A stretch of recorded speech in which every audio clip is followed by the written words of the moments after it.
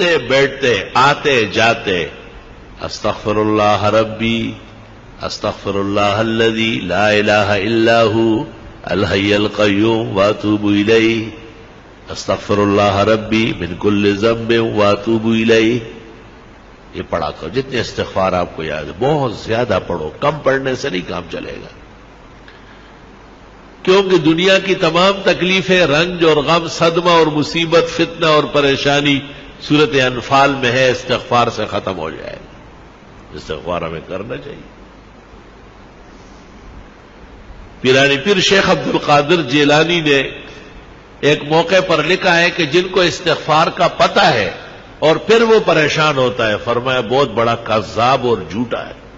یہ تو خدا کا فیصلہ ہے کہ آپ استغفار کریں، میں پریشانیاں دور کروں.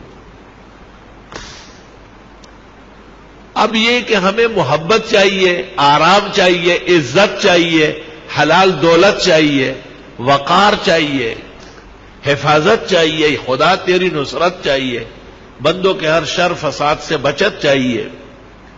اس کا ذکر اللہ نے سورۃ نوح میں کیا ہے 29ویں پارے میں کہ یہ بھی استغفار سے ہو. لے سارا کام استغفار سے ہو رہا. علماء نے اس طرح ایک مثال دی کہ اگر فرید گنج شکر ان کے شیخ قطب الدین بختیار کاکی، ان کے شیخ معین الدین چشتی اور ان کے شیخ عثمان ہارونی اور ان سے بھی بڑے شیخ عبد القادر جیلانی اور سید علی حجویری داتا گنج بخش اور حسن بصری اور علی مرتضی اور چاروں مقرب ملائک، ان سے بھی آپ وظیفہ مانگے. استغفار سے بڑھ کر کوئی وظیفہ نہیں دے. سب کا اتفاق استغفار پر ہوا. استغفر اللہ ربی من کل ذنب واتوب الیہ استغفر اللہ الذی لا الہ الا هو الحی القیوم واتوب الیہ.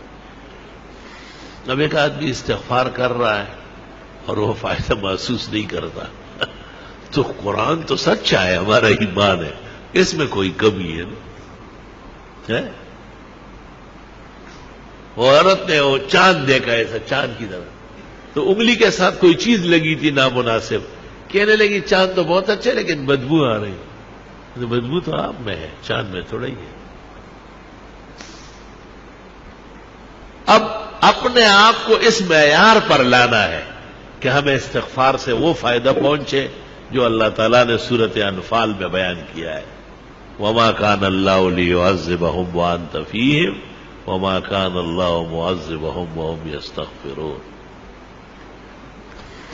ایک ایسی نیکی اور ایسا عمل جو نبی کے برابر ہو یا نبی جیسی رحمتیں مل جائے، قرآن کی اس آیت میں ہے جو میں نے پڑھی کہ وہ استغفار کا عمل. یا تو نبی کی وجہ سے بچت ہے یا استغفار سے بچت. خوب استغفار کیا کرو. بعض راتیں مناؤ، باقاعدہ بعض اوقات منا لو کہ بھئی میں سحری میں اٹھوں گا اور سورج نکلنے تک استغفار کروں گا، اور میں جمعے کی نماز کے لیے 2 گھنٹے پہلے آؤں گا، سورۃ کاف پڑھوں گا، 100 مرتبہ درود ابراہیمی پڑھوں گا، بس پھر جمعے تک استغفار کروں. جمعے میں اتنا ٹائم نہیں ہے، چلو عصر سے مغرب صحیح ہے، مغرب سے عشاء تک کچھ تو ادھر کنڈے زویا سوخو بویا، کچھ تو کرے آپ، اپنے آپ کو ذرا قیمتی بنائے. جتنی خوشیاں چاہیے، جتنے آرام اور راحت چاہیے، جتنی عزت چاہیے، اللہ تعالیٰ سورۃ نوح میں فرماتے ہیں فَقُلْتُ اسْتَغْفِرُوا رَبَّكُمْ، استغفار کرو وہ مل جائے، سب عطا ہو جائے. ہمیں بھی دعاؤں میں یاد رکھو، دینی مدرسوں کو بھی، طلباء کو بھی، اور یہ موجودہ پریشانیوں کو بھی، اور استغفار کی کثرت کرو. راتوں کو بستر پر جاتے وقت 33 دفعہ سبحان اللہ، 33 مرتبہ الحمدللہ، 34 مرتبہ اللہ اکبر پڑھا کرو. آج ہی بخاری شریف میں آ رہا تھا کہ حضرت فاطمہ آئی اور ام المومنین عائشہ کو کہا کہ حضرت غلام بانٹ رہے ہیں، مجھے بھی کوئی نوکرانی دے دے. جب حضرت آئے بتایا، انہوں نے کچھ کہے بغیر ان کے گھر گئے اور ان کو کہا بس رات کو یہ پڑھا کرو 33 مرتبہ سبحان اللہ، 33 مرتبہ الحمدللہ، 34 مرتبہ اللہ اکبر. یہ دنیا بھر کے غلام کنیز آرام و راحت سے بہتر ہے. تسبیحات دائیں ہاتھ سے پڑھا کرو، بائیں ہاتھ سے اسلام میں کوئی تسبیح نہیں ہے. جو مسئلہ نہیں جانتے ان کو بتانا ضروری ہے، جو جاننے کے بعد بھی نہ مانے اللہ ان کو ہدایت کی توفیق دے. آپ کا کام اور ہمارا کام خیر آگے بڑھانا ہے، خیر منوانا ہماری ذمہ داری نہیں ہے. اللہ نے نبی کو کہا ہے انما علیک البلاغ وعلینا الحساب، آپ پہنچائیں، حساب میں خود کروں. تسبیحات جس طرح نمازوں کے بعد ہے اس سے زیادہ ضروری رات کو سوتے وقت ہے. بہتر ہے کہ باوضو ہو، بہتر ہے کہ پاک کپڑے پاک جسم ہو، بہتر ہے کہ بستر بھی صاف ستھرا پاک ہو، سفید پاک چادر بچھاؤ اس پر. بستر پر آنے کے بعد اگر کوئی حرج نہیں ہے، گرانی نہیں ہے، تو سورۃ الف لام میم سجدہ ایک بار اور سورۃ ملک ایک بار ہر رات کو پڑھنا سنت طریقہ ہے. قیامت کے دن شفاعت آسانی سے نصیب ہو جائے گی.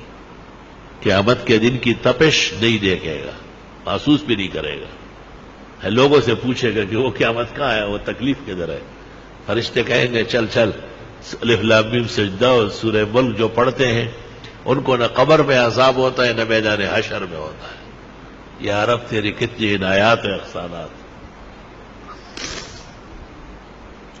اورنگزیب عالمگیر نے جو قرآن شریف لکھا ہے تو الف لام میم سجدہ اس پر بھی لکھ دیا 21 پارے میں کہ رات کو سوتے وقت الف لام میم سجدہ اور ملک پڑھا کرو. پھر 29 پارے میں جب سورۃ ملک آئی پھر لکھنے لگا تو کاتبان جو بیٹھے تھے انہوں نے کہا حضرت یہ لکھ چکے ہیں وہاں. کہا آرام سے رہو، وہ الف لام میم سجدے پر لکھا، یہ سورۃ ملک پر لکھا. اور حدیث شریف لکھنے کے بعد لکھ فرمایا بس اورنگزیب کا یہی مقصد تھا کہ یہ لکھا ہوا قیامت تک رہ جائے، شاید کوئی عمل کر کے اور مجھے بھی قبر کے عذاب سے اور جہنم کے تپش سے اور قیامت کی پریشانی سے اللہ تعالیٰ نے نجات نصیب فرمائے. الحمدللہ رب العالمین. اللہم صل وسلم علی النبی وعلی آلہ وصحبہ.